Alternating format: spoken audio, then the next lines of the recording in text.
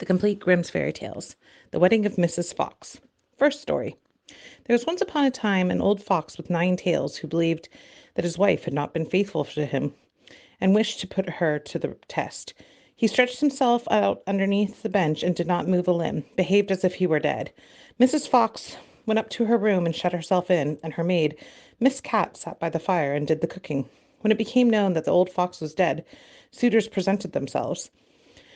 The maid heard someone standing at the house door knocking, and she went and opened it, and it was the young fox, who said, "What may you be about, Miss Cat? Do you sleep or do you wake?" She answered, "I am not sleeping, I am waking. Would you know what I am making? I'm boiling warm beer with butter. Will you be our guest for supper?" "No, thank you, miss," said the fox. "What is Mrs. Fox doing?"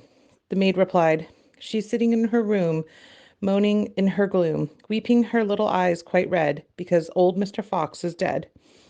Do tell her, young miss, that the young fox is here, and would like to woo her." "Certainly, young sir."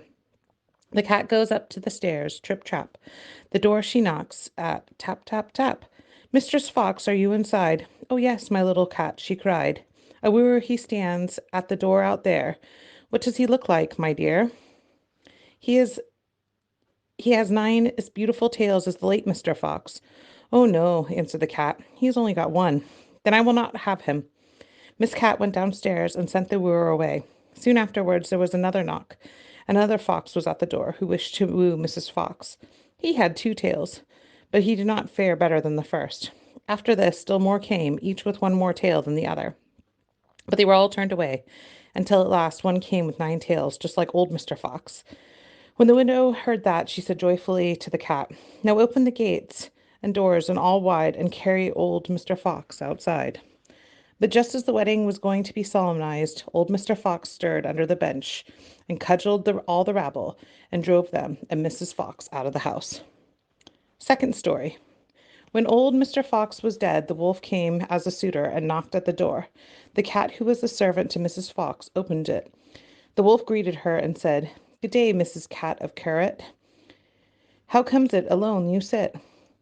What are you making of good?" The cat replied, "In milk I'm breaking bread so sweet. Will you be our guest and eat?" "No, thank you, Mrs. Cat," answered the wolf. "Is Mrs. Fox not at home?" The cat said, "She sits in her upstairs in her room, bewailing her sorrowful doom, bewailing her trouble so sore, for old Mr. Fox is no more." The wolf answered, "If she's in want of a husband now, then will it please her to step below?" The cat runs quickly up the stair and lets her tail fly here and there, until she comes to the parlor door. With her 5 old rings at the door she knocks. "Are you within, Mistress Fox? If you're not, if you want in with your husband now, then will it please you to step below?" "Mrs. Fox, has the gentleman in the red stockings on, and has he a pointed mouth?" "No," answered the cat. "Then he won't do for me."